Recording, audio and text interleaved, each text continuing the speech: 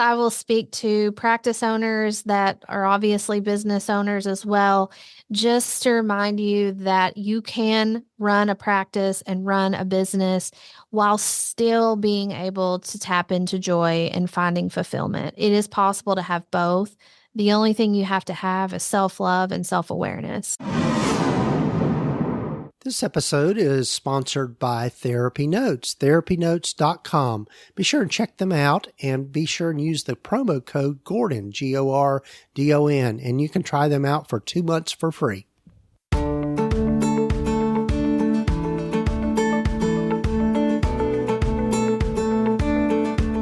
Over 15 years ago, when I started my private practice, I had to learn a lot, and most of it the hard way, and I don't think you need to do the same. Hi, I'm Gordon Brewer, a licensed psychotherapist, and welcome to the Practice of Therapy podcast, part of the Psychcraft network of podcasts. Join me in this journey of discovery as we have conversations with other leaders and professionals in both the mental and allied health fields. Join us as we explore both the business and clinical sides of running a private practice.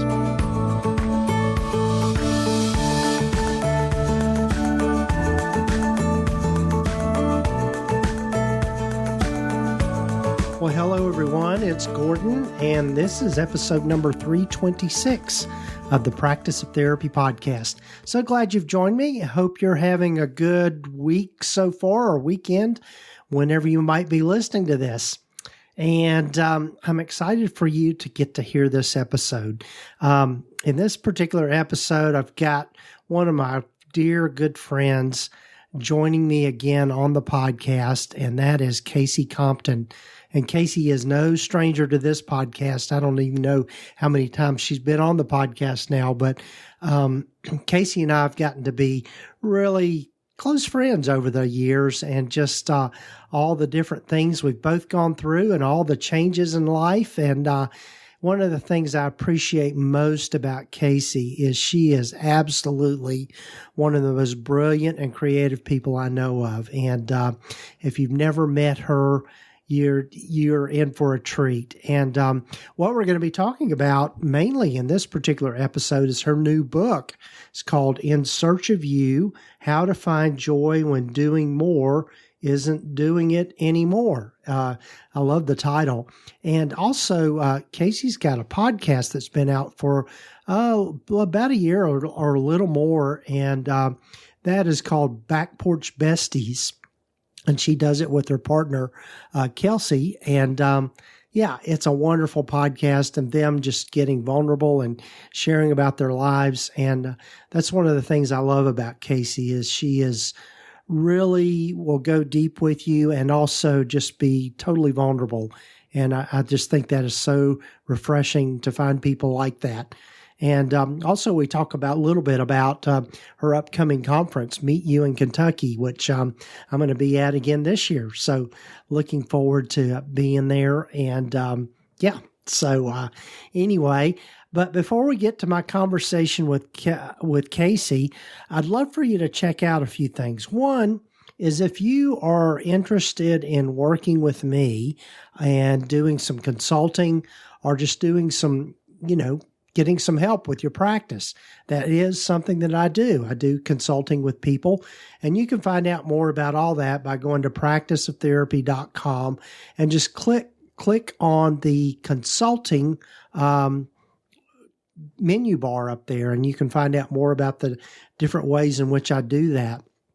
So be sure and check that out. And also, I'd love for you to check out my good friend Ashley's website, mentalhealthwaretn.com.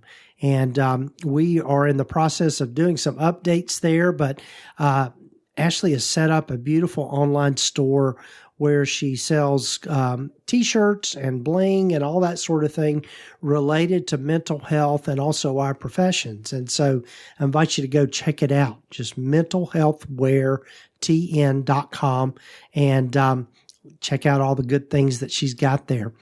And also, before we get to my conversation with Kasey, I'd love for you to hear from one of the members of the Psychcraft Network, along with something about our sponsor, Therapy Notes.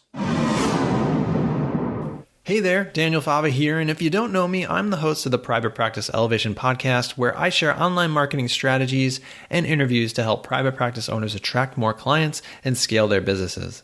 The Private Practice Elevation podcast is part of the Psychcraft network of podcasts, and I'm super excited to be a part of this network alongside Gordon and the great work he's doing. If you haven't discovered the Private Practice Elevation podcast yet, you can find it wherever you listen to your podcasts.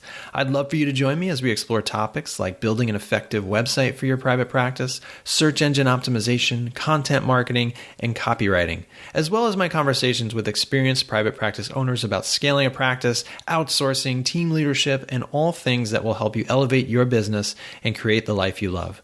Be sure to check us out at privatepracticeelevation.com for resources and content to help you in your online marketing journey. Have you ever wished your private practice could run as smoothly as a well-oiled machine? Well, look no further, because Therapy Notes is here to revolutionize your practice. Therapy Notes is the complete practice management system you've been dreaming of. With everything you need to manage patient records, schedule appointments, meet with clients remotely, create rich documentation, and handle insurance billing, it's your secret weapon for a smoother practice. And the best part? It's accessible wherever and whenever you need it. Yep, even on the go. Imagine having more time for what truly matters, your clients. It's like having an extra set of hands, but digital. And here's the kicker. It's the very EHR Gordon relies on in his own practice. So, you know it's the real deal. Say goodbye to paperwork nightmares and hello to more time and better quality care. Check out Therapy Notes today at practiceoftherapy.com/therapynotes. Oh, and don't forget to use the promo code GORDON to get 2 months free. That's practiceoftherapy.com/therapynotes with the promo code GORDON. Enjoy the show.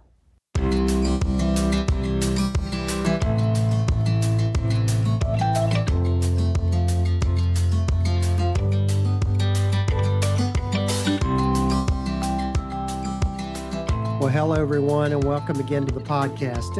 And as always, I'm so excited to have Kasey Compton back with me on the podcast.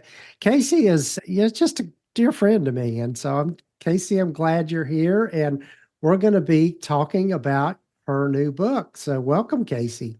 Thank you. It's always a pleasure. This is one of my favorite podcasts. Well, thank you. And Kasey's got a wonderful podcast too. I'll get her to tell a little bit more about that here in a minute. But Kasey, as I start most everyone, and tell folks that might not know who you are a little bit more about yourself and how you've landed where you've landed. Yeah, I feel like that's a loaded question, anymore. I need to rehearse it a little bit better. But yeah, I am a self-taught entrepreneur. Started out as a teacher and realized that the work that I could do and the way that I could influence the lives of kids was limited. And it really didn't feel in alignment with what I wanted to do. And so I went in and got my master's in mental health counseling, started a group practice. From there, scaled the group practice, been scaling the group practice since 2015, started doing consulting for other practice owners about 2017. Been doing that, running a membership community, and started a podcast called The Back Porch Bestie, and started writing. I wrote Fix This Next in 2019, published it in 20, and then started writing this book shortly thereafter. And then the most recent thing was starting a pottery studio. And so that's been really interesting. And I've learned a lot and felt very validated in my group practice world by some of the lessons that I've actually learned over at the pottery studio. So yeah, I mean, I have a bunch of kids and a dog, and I enjoy plants. Mm-hmm. Yeah, that's good enough. Yeah. Well, Kasey is, yeah, it's to me, you're a fascinating person, and I'm just so glad you're back with me. So, as we plan to do, tell folks about your new book and kind of the story behind it and your whole journey with that. Right. So the new book it's called In Search of You, How to Find Joy When Doing More Isn't Doing It Anymore. And so the majority of our time knowing one another, I was a huge, I'll even can call myself an overfunctioner, like, well, I've always been that way. I was like that as Mhm. a kid. I was very motivated by, I want the highest test score, like I want the Mhm. best grade in the class kind of deal. And so that was just always me in general. But as I became an adult and actually kind of found my way as an entrepreneur and starting out with the group practice, I realized that drive to succeed and that drive to be financially independent and do things and provide things for my children that I didn't necessarily have growing up kind of put me in this place of over functioning to a level or to a degree that was not necessarily healthy. And Mhm. granted, like if you would have asked me while I was in the midst of this time period, like, are you an overfunctioner? I would have probably said no. Or if you would have said, is your work impacting your family? I would have said no. Um, totally oblivious to it, really. But I think Mhm. the thing that it was impacting my family, but only as like a secondary impact. It was primarily impacting myself. Mhm. And I noticed that as I started having the ability to do the things that I'd always wanted to do, like financially, one of the things was buying a house on Fripp Island. I'd always wanted to do that since the first time I ever visited there. And when I bought the house and I went down for the first time and sat there on the beach at my own house, I honestly didn't feel any different than I did when I would just be on vacation. Mhm. And that was kind of a big red flag to me of like, okay, I'm doing all these things, but I'm not feeling fulfilled or I don't feel joy. And so it caused me to have to make a lot of changes and slow down and do things differently and start connecting to that inner child and understanding about my family and understanding more about my past and, coming to terms with a lot of that. So that's really how the book became the book, is my own Mhm. work through that process. Yeah, yeah. I think I've been so inspired by listening to your podcast and Back Porch Bestie and with Kelsey, and Mhm. so it's just because I know that the two of you have kind of worked through and talked a lot about the stuff that this I'm assuming is going to be in the book Right. of just Yeah. self-discovery and it takes a lot of vulnerability. So I mean that's just been something that's I've admired and in a way I've shared this earlier in the podcast and I'm going to share this with you now, but one of the things that did after my wife died is I started kind of chronicling my own grief journey as been going from being a caregiver to her death and then just figuring out the way through grief afterwards. And so I know firsthand being that vulnerable is scary, but at the same time it is very liberating. hmm Yeah, that's the exact word I was going to use. Mm, It is liberating. And, you know, I forget what my writing coach, I hope she doesn't listen to this. mm, I think she calls it a healing draft. mhm, And so, whenever you're writing things like that or detailing your journey of grief, and like for me, it was journaling my experiences. I was one of those people that I really don't even think this should be uh, legal. I don't think therapists should be able to be therapists if they've never gone to therapy. mhm, That was me. I had never mhm, gone to therapy. And so, journaling twice a week. Well, I journaled every day, but after every therapy session, like I was intensively processing, reprocessing, seeking to understand those sessions. And it's all here. Like it's Mm-hmm. all in this book. And most of the journals that I wrote during this whole 2.5 year process, they're in here. And it's Mm-hmm. so raw and it's so Mm-hmm. real that it actually made the editing process that much harder Mm-hmm. because I was reliving it and reliving it. And anyone that's written books know that you edit and edit and edit and edit and edit. So it's like, I think that process alone of going back and revisiting and editing helped me heal and become more certain in the things that I was doing and, the whole reason, the purpose behind it, because it was just right here in my face all Mm-hmm. the time. Mm-hmm. So I think what Mm-hmm. you're doing is awesome. And Yeah. I think that there's a lot of good that will come from it. Yeah. Well, thanks. Thanks. Well, there was a question that I think just kind of came up for me as you were talking about this. What would you say about the process of really getting that vulnerable really surprised you about yourself? All of it. I was on a podcast earlier talking to people in the manufacturing industry, which is Hmm. interesting. Yeah. And I think, well, everyone's different, obviously. And I was a very solution focused type therapist. I primarily used CBT when I practiced back in the day. I focused on panic disorder, and that's where we looked for root fears. So EMDR wasn't a thing back then, and some of the other practices that I truly believe Hmm. in now was just not a thing. But um when I went to therapy, that my first therapy session, she asked me on a scale from 1 to 10, how much do you love yourself? And that I would have rather her asked me pretty much anything other than that Mm-hmm. because I did not know. I really did not know. Yeah. And talk about like a moment where you think, oh, like I'm in for it.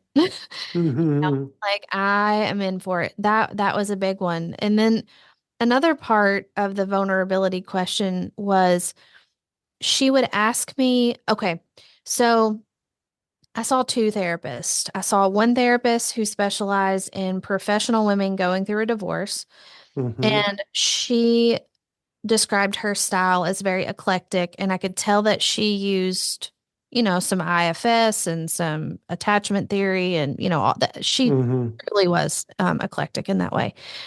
And I realized in my sessions with her that I really lacked I don't even know, the language to describe my own emotions. Hmm. And so the thing that I really did not want to do in my therapy sessions was talk about feelings. And I remembered someone saying one time, what if what's in the way is the way? And so then I sought out a therapist that was an emotion focused therapist. I sought Hmm. out the one therapist that would make me the most uncomfortable I could possibly be. Wow. And I Yeah. started seeing that therapist every week. Hmm. And when he would ask me, how does this make you feel? Honestly, the only words I realized were fine, good, so I had to Hmm. expand that whole vocabulary, and that was a very vulnerable process for me. Like Hmm. admitting to someone, this makes me feel incompetent, or this makes me feel like I'm self-conscious, or all these feelings that I've obviously had for years but didn't really express them. Hmm. It was obvious going Yeah. through that vulnerability was something that I needed to do more of. Right. Right. Yeah. So in your process with that, what were kind of the turning points or maybe the aha moments that helped you tap into that? Well, a couple of things. First was I have never been a good time tracker. If you ask me, Like, when did such and such happen? I don't know. It's, Mm-hmm. I don't know why. I'm sure there's some reason, but tracking time has just never been a strength. I just can't, I don't do it very well. So one of the things was forcing myself to draw out my life on paper, starting with the big things, like big events that happen, births, deaths, marriages, divorce, anything that came to mind. I had to draw those out. And then I started thinking about those big things as like fence posts, and how those are like the first thing I think about when someone asks me a question about my life or whatever. I think about those big things. But then I started looking at them and noticing a pattern, almost like there would be a traumatic event, and then there would be something bad that happened after it, like a decision that I made or something that was impulsive or whatever. And then that would cause a fallout. And so almost my whole life, as I looked at it down on paper, it was like big thing, trauma, whether it was a big T or little t, didn't matter. Big thing, Mm-hmm. trauma, really stupid decision, bunch of changes because of a fallout. And so after I drew out those fence posts, I started thinking, okay, let me think of some things, some little things that happened in between these fence posts. So then I started thinking about random little things that you read about in the book and putting those on that timeline. And then I started to see, oh, there's a pattern here. Every time something traumatic happened to me, I did not process it. I avoided it. And then two bad things would happen. And I started to just understand my own actions a little bit more, Mm-hmm. and was able to gain a lot of insight there. The second thing that was a big turning point for me was because I've always been so outcome driven. We talk about goals in our practice all the time, where every department has a goal, every system has a goal. We're always looking at numbers. One of my therapists, she pointed that out to me, and Mm-hmm. we were talking about a situation where I was contemplating giving my ex's mom some school pictures of the kids, but I was sharing with her, I don't know how she'll receive that. I don't know. One, she Mm-hmm. doesn't like me. Two, she could get them herself if she wanted to. So if I give them to her, would that make her feel bad? Like, I was just thinking, like, how is she going to react if I do this?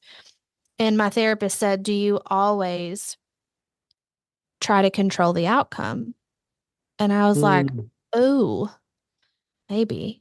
Because you Mm-hmm. have to do it in your business, but maybe Mm-hmm. I was doing it in my personal life. And so one of the things she suggested was, how about you try to detach from the outcome? Like, you do what you need to do, you do Mm-hmm. what you feel is right.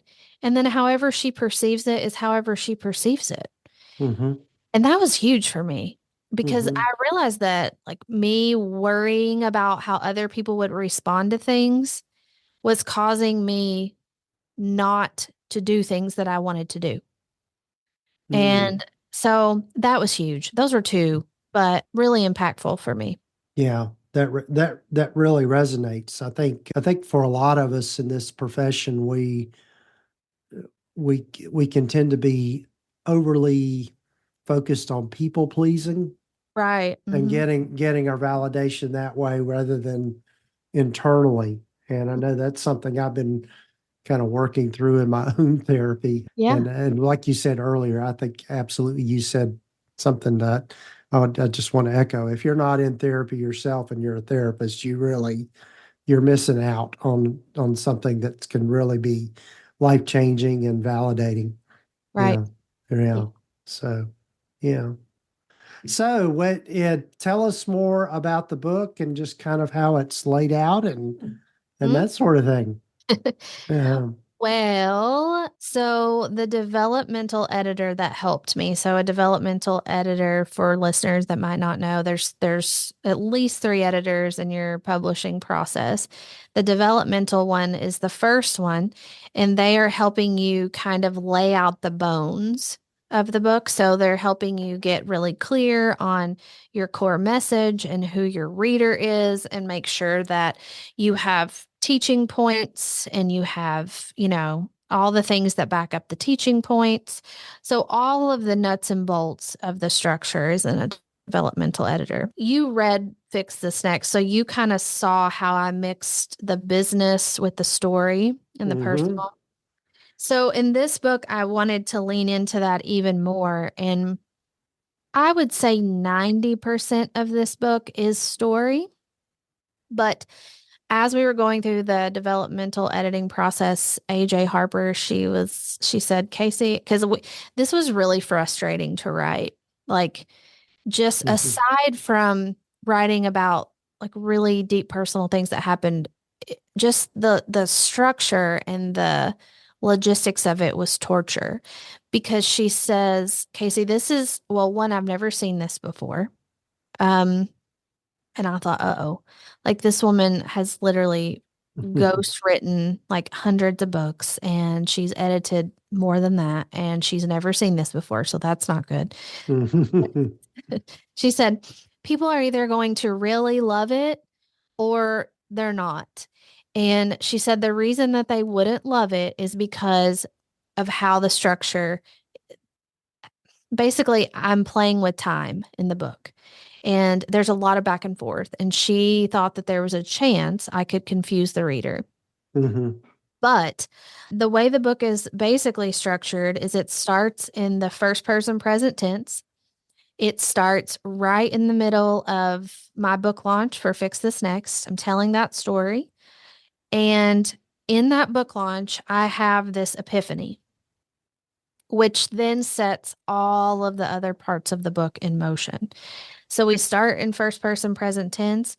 Then I pull myself out of that. And then the book is written basically as I'm going to therapy. So these sessions with my therapist are all documented throughout the course of 2 years.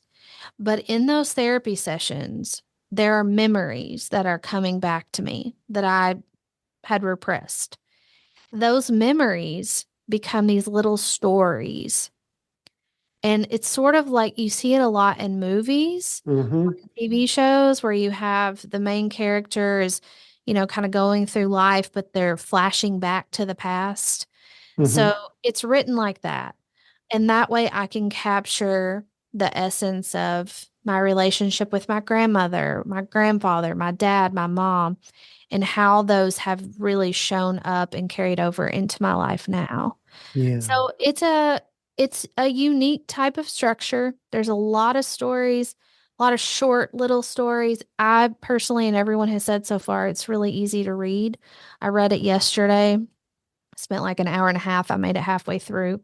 It's not overly clinical, but it's also written from a perspective that a therapist could say to their client, hey, I think this book could help you. And so that therapists can recommend it to their clients so that Awesome.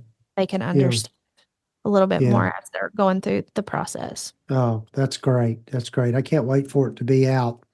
So it'll be out. What's the date again? In March 12th.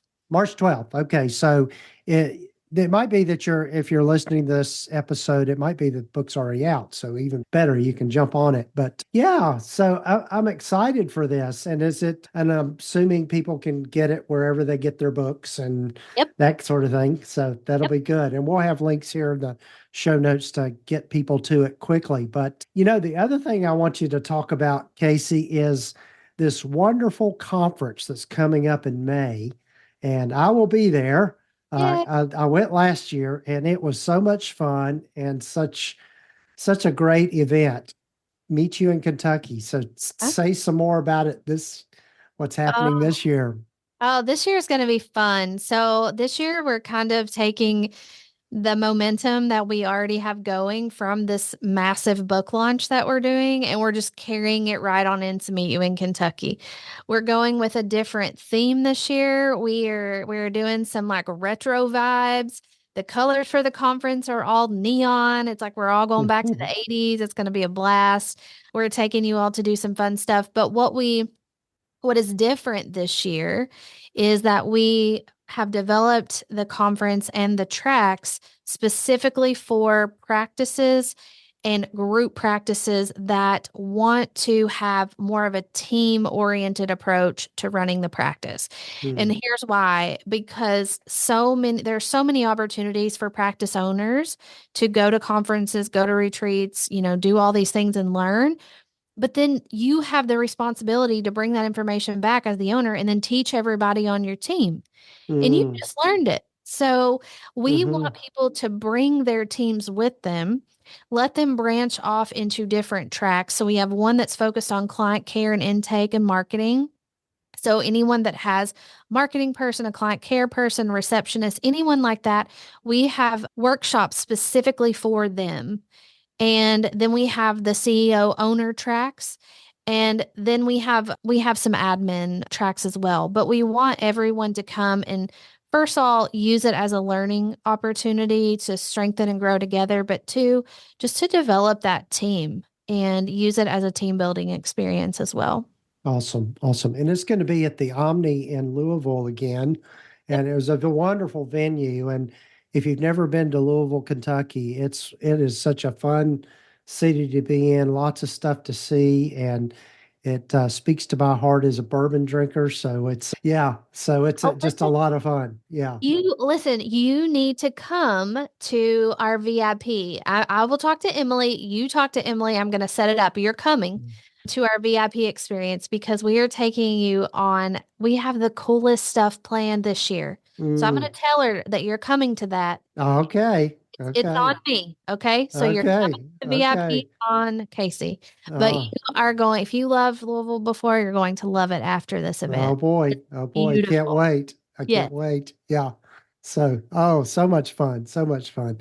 So, we'll have links in the show notes and the show summary for you to get to all of these things. Kasey, what parting thoughts do you have? Oh, so many. I guess I will speak to practice owners that are obviously business owners as well, just to remind you that you can run a practice and run a business while still being able to tap into joy and finding fulfillment. It is possible to have both. The only thing you have to have is self-love and self-awareness. Yeah. Kasey, I'm so glad that we're friends and you'll be hearing more from Kasey Compton, folks. So check her out.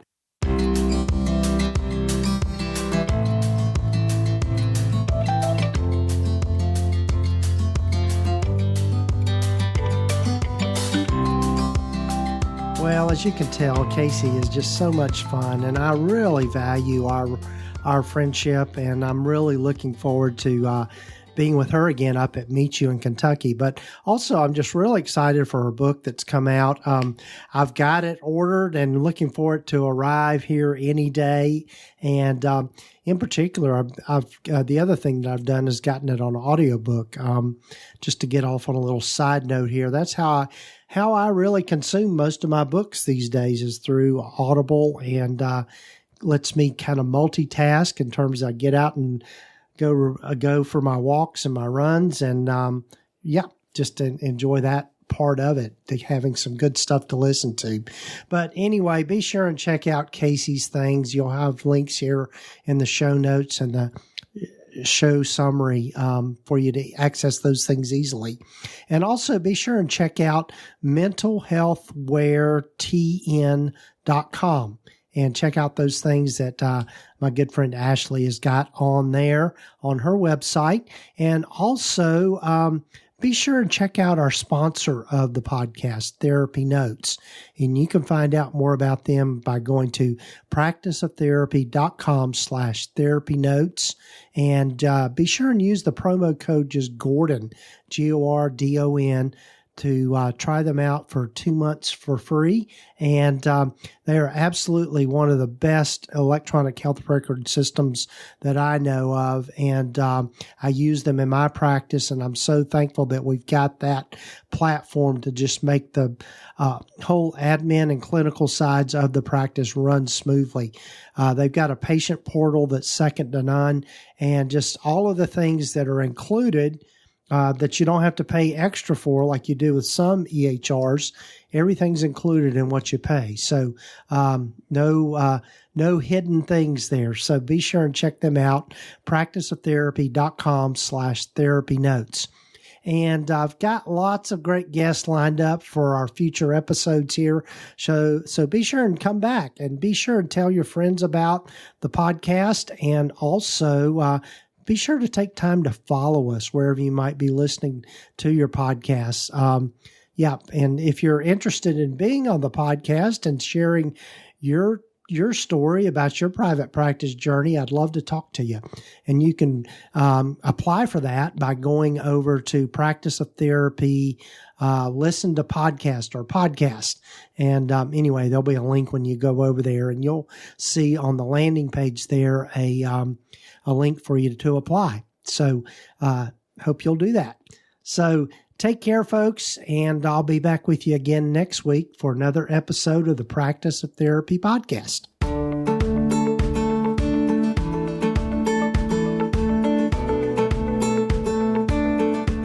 You've been listening to the Practice of Therapy podcast with Gordon Brewer, part of the PsychCraft network of podcasts. You can find out more about the other great podcasts in the network by visiting psychcraftnetwork.com.